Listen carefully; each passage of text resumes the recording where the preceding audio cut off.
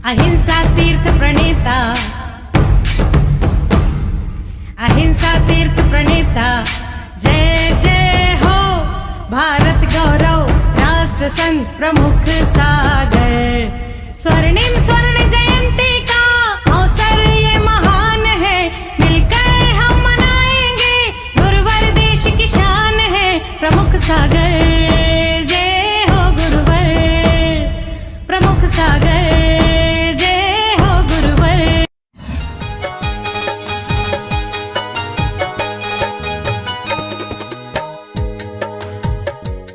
धर्मश्री महात्माओं, मानता हूँ आचार्य आज 20वें नंबर के काव्य में हमें सही और गलत की पहचान बता रहे, हमें असली और नकली की पहचान बता रहे, हमें संसार और सन्यास की पहचान बता रहे। 20वें नंबर के काव्य में आचार्य मांगतुंग स्वामी हमसे कह रहे हैं कि संसार में सही क्या है और गलत क्या है, इसे एक बार पहचानो। राजा भोज से कहने का प्रयास कर रहे हैं काव्य के माध्यम से कि राजा भोज, जो तुमने ओढ़ रखा है, जो तुमने ज्ञान कर रखा है, वो सब मिथ्या है, क्योंकि सम्यक की जिसे पहचान नहीं होती है वो मिथ्या ज्ञान को ही सम्यक मानता है। जिसको अच्छी वस्तु नहीं मिलती है वो बुरी वस्तु को ही अच्छी मानता है। जिसके पास अच्छे लोग नहीं होते हैं वो बुरे लोगों को ही अच्छा मानने लगता है। आचार्य मांगतुंग स्वामी क्या कहना चाहते हैं, एक बार 20 नंबर के श्लोक को आप लोग पढ़ेंगे, पुस्तक निकालेंगे, सभी के पास है। आचार्य मांगतुंग स्वामी 20वें नंबर के काव्य में बहुत प्यारी सी बात कह रहे हैं और वो इस बात से हम सबको जगाने का प्रयास कर रहे हैं। कम से कम आप भी जागने का प्रयास करो, समझने का प्रयास करो। समझ लोगे तो आपका जीवन बहुत आनंदित होगा। ज्ञानम यथा त्वयि विभाति कृता विकासम्, ज्ञानम यथा त्वयि विभाति कृता विकासम्, नेवं तथा हरिहरादिषु नायकेषु, नैवं तथा हरिहरादिषु नायकेषु, तेजो महामणिषु याति यथा महत्त्वम्, तेजो महामणिषु याति यथा महत्त्वम्, नेवं तु काचित् सकले किरणाकुलेऽपि, नैवं तो काचित् सकले किरणाकुलेऽपि। 4 लाइन है और 4 लाइनों में 4 गंभीर बातें कह रहे हैं। पहले नंबर पर आचार्य कह रहे हैं ज्ञानम यथा त्वयि विभाति कृता विकासम्। ये भगवान जो आपका ज्ञान है ना, परिपूर्ण ज्ञान है। यथा जिस तरह का आपका ज्ञान है, विभाति कृता विकासम्, विभाति मतलब विभूति को, तेज को, प्रकाश को देने वाला है। कृता विकासम्, अवकाश को प्राप्त नहीं होता है। आपका ज्ञान है जो ऐसा प्रकाश देने वाला है जहां पर क्षण भर को भी अंधकार है ही नहीं।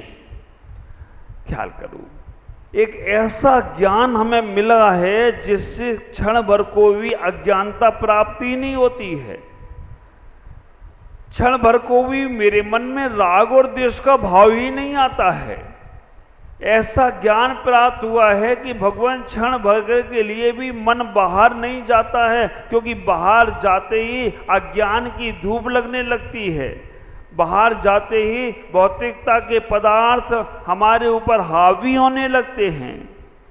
हम बाहर रहकर भी भगवान अंदर ही हैं, क्योंकि आपका ज्ञान हमें प्राप्त हुआ है। और आचार्य कह रहे नेवम तथा हरिहराय देशु नायकेषु, कहते हैं कि जैसा ज्ञान आपके पास है वैसा ज्ञान नहीं है हरि हरादिक नायकेषु, देवताओं के पास भी वैसा ज्ञान नहीं है। हरि हरादिक, आप लोग मेरी भावना में पढ़ते हो ना, 18 दोषों से रहित हैं, वो कोई भी हो हम उन्हें नमस्कार करने को तैयार हैं। समदवद आचार्य से कहा कि तुम शिवपिंडी को नमस्कार करो। समदवद आचार्य इतना ही कहते, मैं तो करने को तैयार हूं नमस्कार, लेकिन ये शिवपिंडी मेरा नमस्कार स्वीकार कर पाएगी? उन्हें क्या होगा? उन्होंने कहा कुछ भी हो सकता है, क्या किया जाए?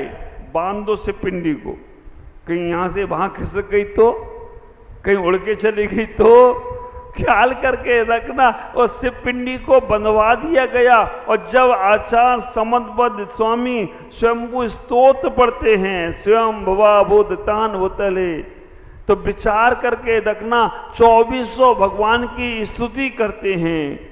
और चंदा प्रभु भगवान की जैसी स्तुति करते हैं वैसे ही शिवपिंडी फट जाती है और चंदा प्रभु प्रकट हो जाएं तो कोई आश्चर्य की बात नहीं है। ये नमस्कार है हमारा।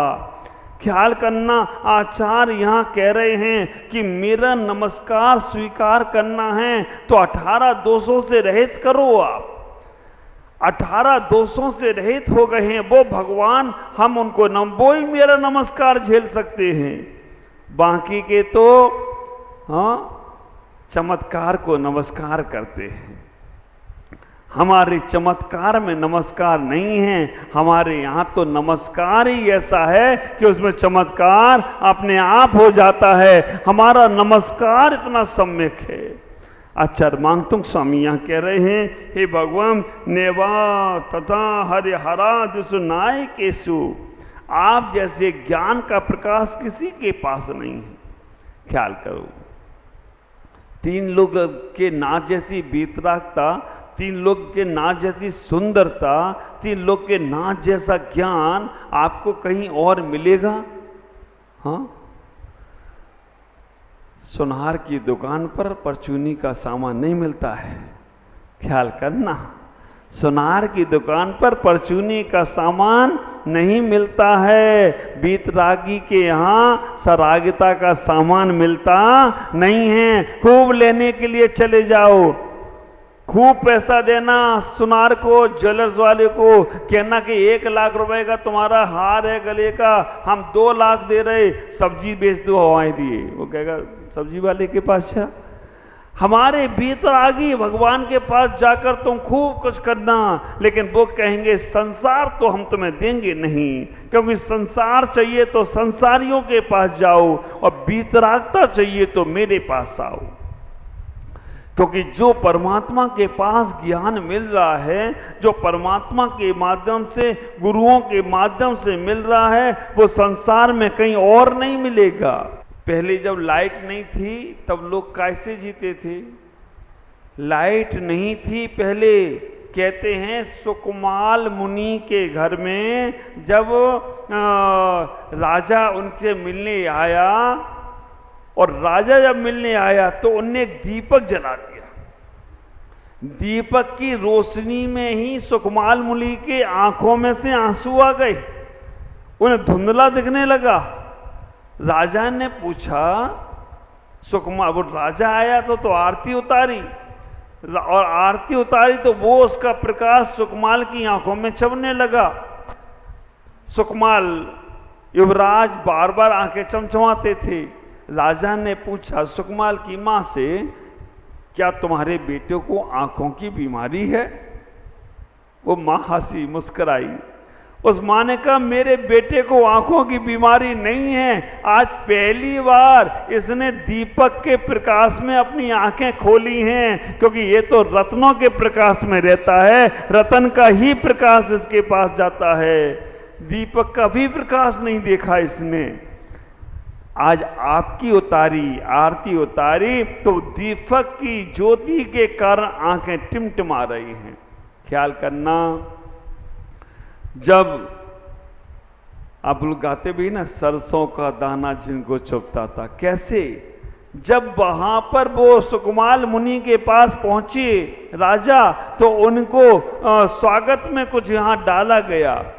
उनके बिस्तर पर सरसों का दाना चुभता था, लेकिन जब सन्यास लेकर निकले तो सियालनी खाती रही, उन्हें फर्क नहीं पड़ा। ख्याल करो, भोजन दिया गया चावल का। चावल के भोजन में सम्राट तो फटाफट भोजन किया, लेकिन सुकुमार युवराज एक एक चावल बीन के खा रहे। राजा को लगा ये कैसा सुकुमार है, बीमार हो गया क्या है इसको कि ये तो एक एक चावल बीन के खा रहा है। पूछा, उन्होंने कहा इनके चावल शाम को कमल के पुष्प में रखे जाते हैं।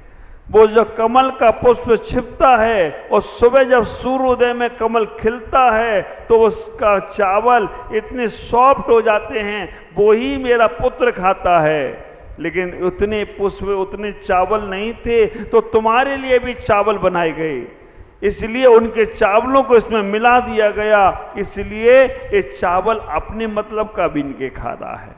ख्याल करो, सुकुमार मुनि की दशा को देखो, जिनने मणियों के प्रकाश में ही जीवन जिया। पहले के लोग मणि के प्रकाश में रहते थे। नागफड़ी की मणि एक रख दी जाए तो कितनी किलोमीटर तक प्रकाश फैलता है। पहले घरों में दीपक नहीं थे, राजा महाराजाओं के घर में महलों में रत्न थे, माणिक थे, मूंगा थे, उनके प्रकाश में रहते थे। फिर बाद में दीपक आया। अब तुम्हारे यहाँ लाइट इतनी आ गई है और जितना ज़्यादा प्रकाश करते हो ना उतना आर्टिफिशियल जीवन है।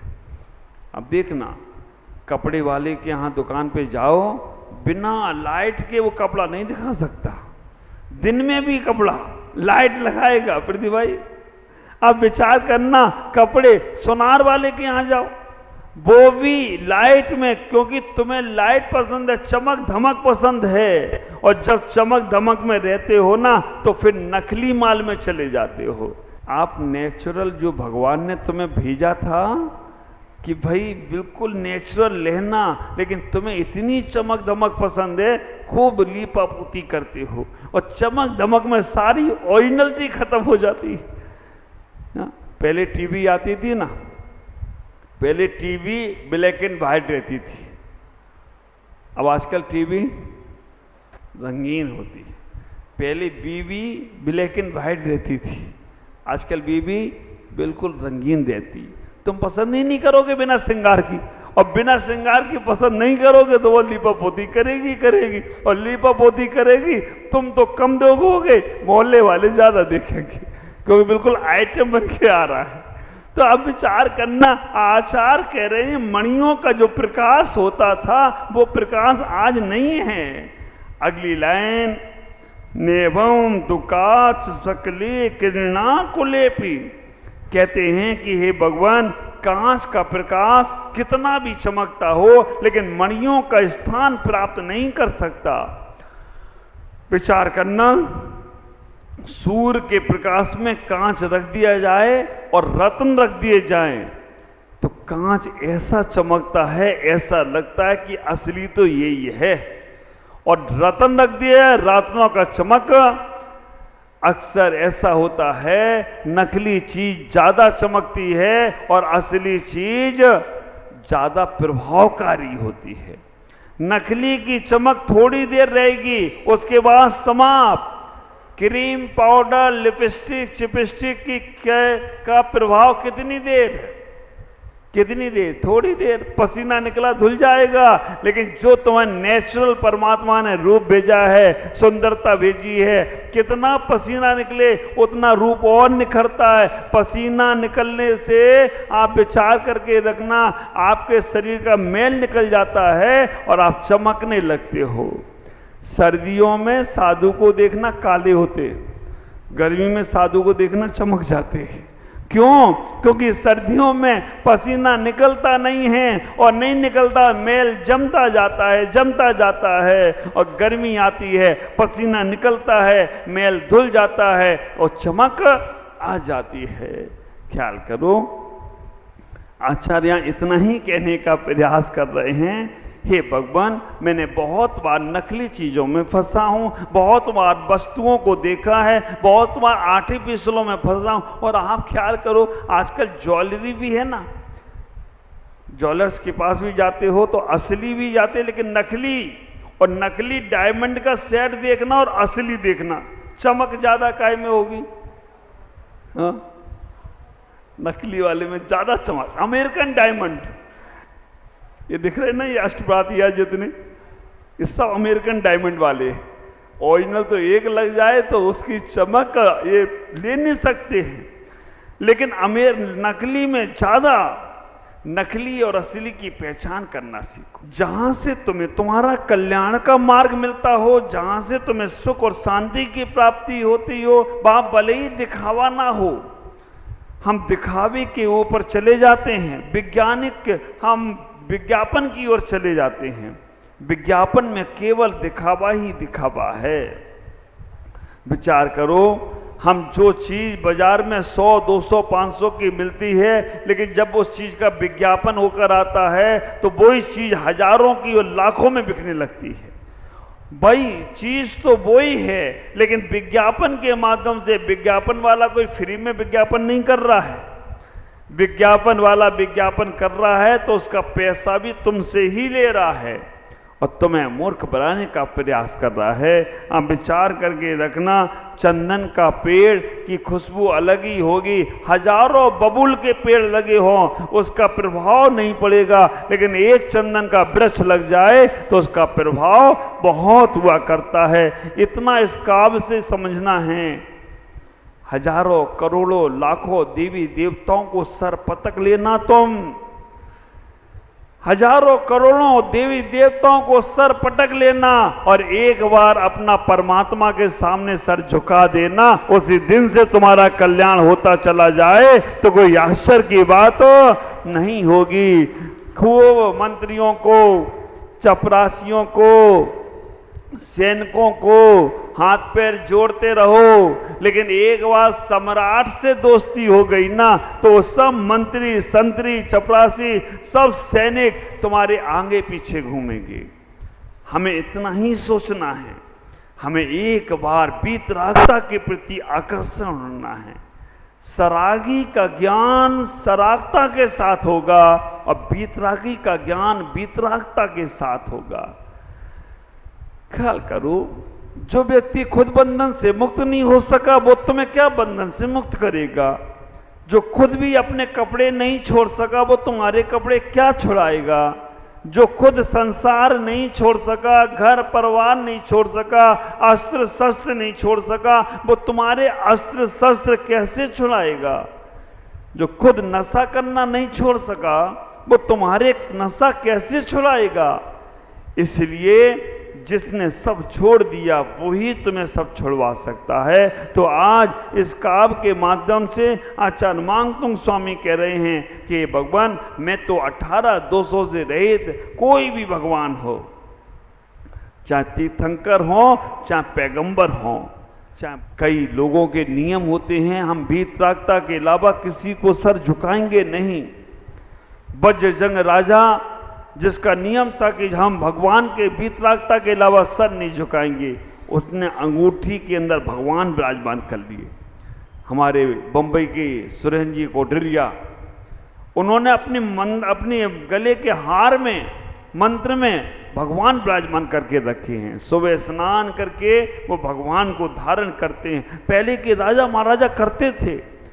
आज भी बहुत से लोग हैं जो गले में भगवान की चित्र को, आकृति को स्वीकार करते हैं कि हम इन्हें नमस्कार करेंगे। आप भी अपने मन में इस काव्य से इतना ही संकल्प करना, हे भगवान जो कुछ भी मुझे चाहिए आपसे चाहिए, हमें और कोई से नहीं चाहिए। और वैसे तो आपको नमस्कार कर लिया, अब मुझे कुछ चाहना नहीं है, क्योंकि आप मिल गए तो मुझे सब मिल गए। आज इतना ही। ओम नमः जय गुरुदेव।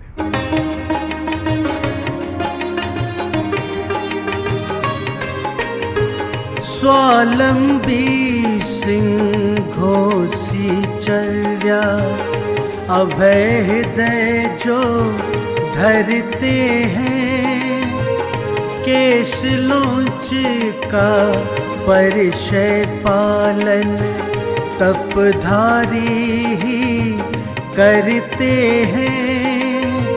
स्वावलंबी सिंघोसी चर्या,